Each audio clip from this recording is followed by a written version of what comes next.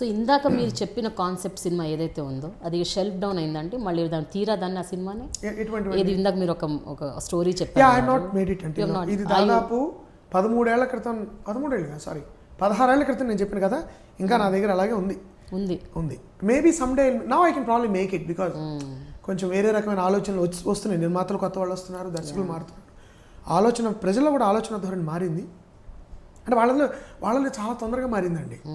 Cinema తీసే వాళ్ళలో మారట్లేదు. ఎందుకంటే నేను ప్రేక్షకులతో మాట్లాడినప్పుడు కానీ వాళ్ళెవరూ ధర్నాలు చేయట్లేదు. మాకు ఐటెం సాంగ్లు పెట్టండి, డబుల్ మీనింగ్ డైలాగులు రాయండి అని ఎవరు ధర్నాలు చేయలేదు. వాళ్ళు అడిగితే పెట్టలేదు కదా ఇవన్నీ. కొంతమంది minority people, group of people wanted them to be in the movies. వాళ్ళు నమ్మారు ఇలా ఉంటే సినిమాలో తొందరగా డబ్బులు వస్తాయి. అంతమించి I don't think audiences ever demand. You absolutely right అండి. న్యూ ఏజ్ మూవీస్ వస్తున్నాయి, కొత్త డైరెక్టర్లు, కొత్త concepts. And it's been repeatedly proved. ఇప్పుడు 2004లో ఆనంద్ అనే సినిమాలో, గోదావరి అనే సినిమాలో శేఖర్ కమ్ముల చాలా ఆత్మగౌరవం అమ్మాయిని చూపించినప్పుడు ప్రేక్షకులు ఎక్కడైనా ఏంటో ఎలా చూపించాం అనలేదే, బ్రహ్మరథం పెట్టారు. So what was the problem? It was proved. అష్టాచెమ్మాలో విపరీతమైన హాస్యమైన పాత్ర చేసిన స్వాతికి ఫిల్మ్ఫేర్ అవార్డు, నంది ఇచ్చారు కదా, గుర్తించారు కదా. అలాగే తర్వాత ఇప్పుడు ఈ మధ్య వచ్చిన పెళ్లి చూపుల్లో చాలా బలమైన స్త్రీ పాత్ర. యాక్చువల్లీ హీరోనే వీక్ అంటే పాత్ర పరంగా. అమ్మాయి ద్వారా అతను నేర్చుకున్నాడు జీవితంలో ఎలా ఉండాలి, పర్పస్ అంటే ఏమిటి, అసలు ఒక గోల్ అనేది ఉండాలని అమ్మాయి ద్వారా అతను నేర్చుకుని, అమ్మాయి నాలాంటి అబ్బాయి పుడితే మీరే ఏడ్చేవారని చెప్పే పరిస్థితిలో ఆ పాత్రను సృష్టించినప్పుడు దాన్ని ఎవరు ఎందుకు చూడలేదండి? అందరూ విపరీతంగా చూశారు. కొత్త ప్రయత్నాలు ఎప్పుడొచ్చినా ఆదరించారు. గమ్యం వచ్చినప్పుడు చూశారు, కంచె సినిమాని చూశారు. So audiences are never behind. అయితే ఒకటే ఏంటంటే మీరు కొత్త ప్రయత్నం చేసినప్పుడు ఆ ప్రయత్నం 100% బాగుండకపోతే చూడరు. ట్రూ.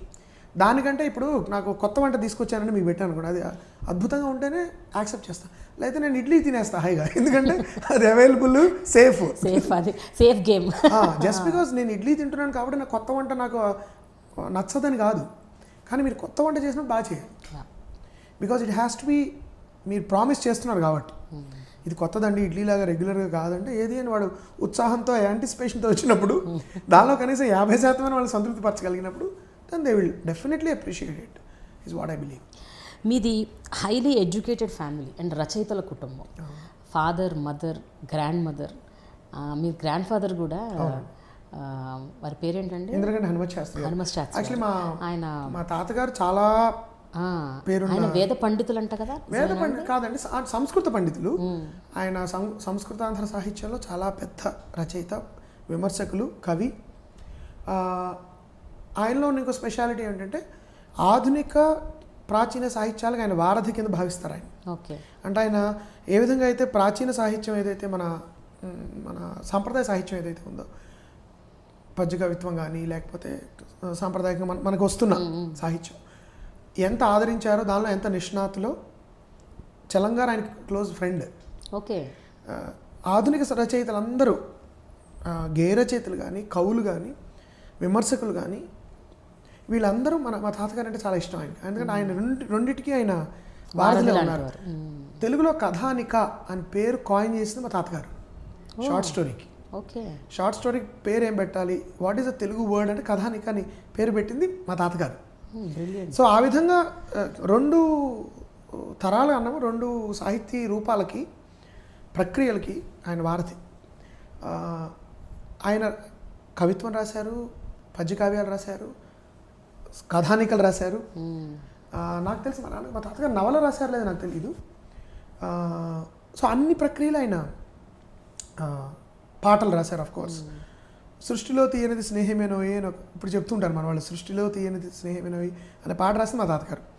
సో ఆ విధమైన వారసత్వం ఉంటుంది ఇంట్లో. మా ఇంట్లో అన్నిటికంటే పుస్తకాలు ఎక్కువ ఉంటాయి. మా తాతగారు, మా నాన్నగారు సంస్కృతాంధ్ర పండితులు, విమర్శకులు, కవి. మా అమ్మగారు నవలలు, కథానికలు రాసిన రచయిత్రి, ఇప్పటికే రాస్తున్నారు. మా అక్కయ్య విమర్శకురాలు, డాక్యుమెంటరీ ఫిల్మ్ మేకరు, రచయిత్రి, కథానికలు రాస్తుంది. And films she is planning to make feature soon. So ఆ విధంగా ఒక వైబ్రెంట్ లిటరీ అట్మాస్ఫియర్లో నేను పెరిగాను. మా అమ్మగారి సైడ్ అందరూ గాయకులు. గాయకులు. సంగీతం అనేది మా అమ్మగారి కుటుంబం మొత్తం. మా మామయ్యలందరూ పాడతారు, రాస్తారు, కంపోజ్ చేస్తారు. మా అమ్మగారు పాడతారు, రాస్తారు.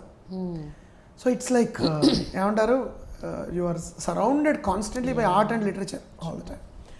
అండ్ మా మావయ్య, నా మేనమామ కుమారస్వామి అని, he's an English lecturer. He retired. Okay. ఇప్పటికీ మా మావయ్య నేను ఆ సాహిత్య చర్చల్లో ఎక్కువ పాల్గొంటూ ఉంటాం, cinema, literature. So I grew up in a vibrant atmosphere of literature. And then మా అమ్మమ్మ, మా మెటర్నల్ గ్రాండ్ మదర్ నరసింహాంబ గారు is a fantastic storyteller. అంటే మాకు సమ్మర్ వచ్చిందంటే మా అమ్మమ్మ గారు చెప్పే కథలు అనేవి మేజర్ అట్రాక్షన్. అండ్ మా అమ్మమ్మ గారు ఎలా చెప్పేవారంటే సీరియలైజ్డ్ స్టోరీ టెల్లింగ్ అనమాట. అంటే అన్నం రాత్రి బయట కూర్చుని ఆవిడ అన్నం కలిపి పెడుతూ మాకు ఆవకాయ కానీ లేకపోతే బంగాళదుంప వేపుళ్ళు ఇవి పెడుతూ, మా గుంటూరులో మా మాయ ఇంటి దగ్గర ఇంట్లో ఒక పెద్ద సపోటా చెట్టు ఉండేది. ఆ చెట్టు కింద మంచం వేసి కూర్చోబెట్టి అందరికీ పెడుతూ ఆవిడ కాశీ మజిలీ కథలు చెప్పేవారు.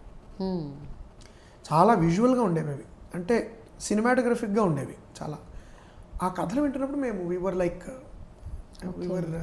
ట్రాన్స్పోర్టెడ్ టు దట్ వరల్డ్ అనమాట. రాజులు, మామూలుగా యుద్ధాలు, వాటెవర్ అన్నీ. కానీ గొప్ప మోరల్ ఇది ఉండేదండి ఆ కథల్లో. అండ్ కాంటెంపరీ రెజనెన్స్ ఉండేది. అంటే కేవలం ఎప్పుడో జరిగిన కథల్లా కాకుండా ప్రస్తుతం మనకు వస్తున్న అనుభవాలు, మన జీవిత అనుభవాలకి ఆ కథలు లింక్ అయ్యేవి. అవి చాలా పెద్ద ఇంపాక్ట్ నాకు as a story teller. She was a very very great influence for me. And of course my uncle who introduced me to literature, అంటే ఇంగ్లీష్ లిటరేచర్. తెలుగు సాహిత్యం అంటే ఇంట్లో ఎలాగా నాంతూ ఉండేవాళ్ళం దానిలో. ఈ రెండు ప్రధానమైన ఇన్ఫ్లుయెన్సెస్ అని చెప్తాను. అమ్మమ్మ గారి నరేషన్ అంటే ఎలా ఉండేదండి? స్టోరీ టెల్లింగ్ అంటే కొన్ని కాశీ మజిలీ కథలు చెప్పేవారు. ఇప్పుడు విజయభాను రామచంద్రుల కథ నేను ఎప్పటికీ మర్చిపోలేను.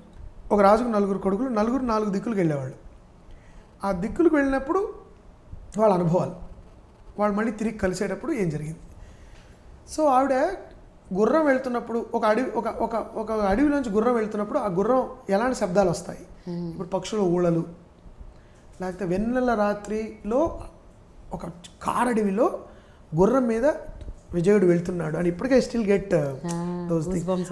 వెళ్తున్నప్పుడు అంటే ఆ పోయిట్రీ, నాట్ సౌండ్ ఎఫెక్ట్లు కాదు, ఆ రాత్రి వెన్నెల్లోంచి అలా వెన్నెల పడుతూ ఉంటే ఆవిడ చెప్పేవారు అది ఎలా ఉండేదంటే, ఆ అడవి మీరు వెన్నెల్ని కాగితంలాగా ముక్కల కింద పడేస్తే కాగితం ముక్కలు అడవిలో పడుంటే, వెన్నెల కనుక ముక్కలుగా చెట్లలోంచి పడి ఉంటే దానిలోంచి గుర్రం వెళ్తుంటే ఎలా ఉంటుంది రాత్రి.